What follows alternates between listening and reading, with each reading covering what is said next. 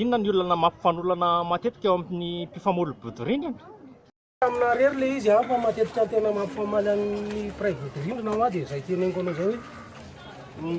misy tsy manina misy ty misy tsy fanajana ohatra fotsiny hoe mandefandefa rano maloto amin'ny tokony tsy ho izy mandefa zava-maneno toro loatra amin'ny lera tokony tsy andefasana zany ohatr'izany fa zao dia efa anisany ohatra ankizy miady koa ohatra ohatra ankizy miady a dia idiran'ilay olon-dehibe le izy dia lasa miteraka problème be amin'ny fiarahamonina nefa le ankizy rehefa aveo nefa raha miady izy anatin'ny ray minitra anatin'ny afaka 10 minitra izy dia efa miombona ny ray tia mampifamaly ny olona zany ohatra hoe le tsy ho fanaja resaka hoe tsy fampitokisana vady amin'ny fifanekena zany eo amin'ny fiarahamonina. Matetika zany mahatonga ny tsy fihetezany eo amin'ny fiarahamonina zany a dia mazana zany tsy fanajana ny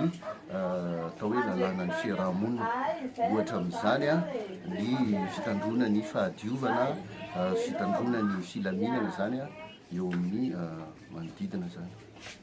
Raha zavatra iainako aloha eo amin'ny mpifamolo-bodirindrina amiko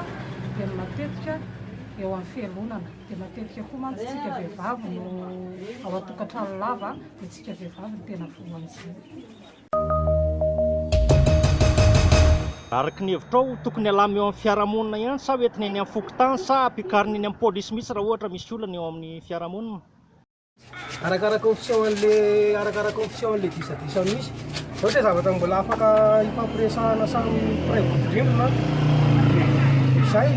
fa raha ohatra kosa hoe tonga amin'ny etapetapy ambonimbony dia miditra any amin'ny fokontany aloha rehefa tsy vita amin'ny fokontany a dia miditra ambaratonga ohatraohatra n'izay foana. Ny disadisa izay miseho amin'ny fiarahamonina moa zany a dia misy azo karazanina zany a ohatra hoe ny zavatra majinijinika izay tokony azo vahana eo amin'ny fiarahamonina ihany a dia azo tanterahana ohatra fotsiny hoe ny fitandrona ny fahadiovana zany eo amin'ny manodidina dia azo ifampiresahana tsara eo fiarahamonina zany fa raha misy izay tokony somaro lehibehibe kokoa zany ohatra hoe ny resaka fanakorontanana amin'ny alina ohatra resaka tapazo nocturne sy ny karazany a zany moa zany dia matoa zany tanterahany eo amin'ny fiarahamonina dia efa fandikana le ny fampitondrana eo amin'ny fiarahamonina zany dia izay no tokony miakatra amin'ny ambaratonga ambonimbony na any amin'ny fokontany na mety ho tonga hatrany amin'ny pôlisy ary. Raha fifamaliana zany tokony eo amin'ny fiarahamonina ihany fa tsy izany ve dia tokony andamian'andro eo any amin'ny pôlisy na ho any amin'ny fokontany fa tsy zavatra tsy vita amin'ny fampiresahana rehefa miresaka dia io koa ny toe-tsaina ho any koa mitondra an'io. Ianao ve afaka mitantara hoe trangana zava-niseho teo amin'ny fiarahamonina hoe nampivoan'olona teo amin'ny fiarahamonina efa hitanao na hoe rerenao? Dia eto amin'ny fokontany Ambomirary misy anay zao ohatra akaiky dia akaiky tena mampifanditra amin'ny mpiray tanàna mihitsy a